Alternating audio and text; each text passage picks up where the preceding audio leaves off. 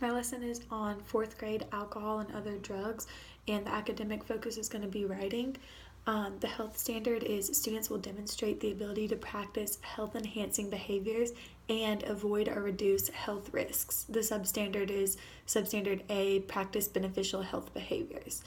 The ELA standard is write narratives to develop real or imagined experiences or events using effective technique, descriptive details, and clear event sequences. And then the substandard that I chose for that one is use dialogue and description to develop experiences and events or show the responses of characters to situations.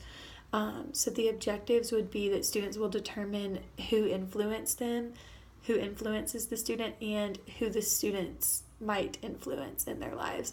The other objective is that they will create a written response to a situational writing prompt to understand how to respond when presented with risky situations or like peer pressure situations. So for the introduction activity, students will think about people who influence them or have some effect on their actions. They could think about friends, family members, teachers, different things like that. And then they will fill out a slip that looks like this, just with the person that influences them, how much do they influence them, just on a scale of 1 to 5, and if it's a positive or negative influence. And they'll do that for 3 people. And then they'll think about who do they influence. Do they possibly have an influence on their friends, and is that positive or negative? So then for the focus activity in small groups, they will pretend that a kid or a group of kids is trying to pressure another kid or group of kids to experiment with alcohol. And so in their groups, they'll be discussing what they might say, what the group of kids that's influencing them might say, and how the other group of kids might respond. How might the group of kids that's trying to influence them, how might they try to influence them? What things might they say? Would they lie? And then how would you respond if you were the kid being pressured?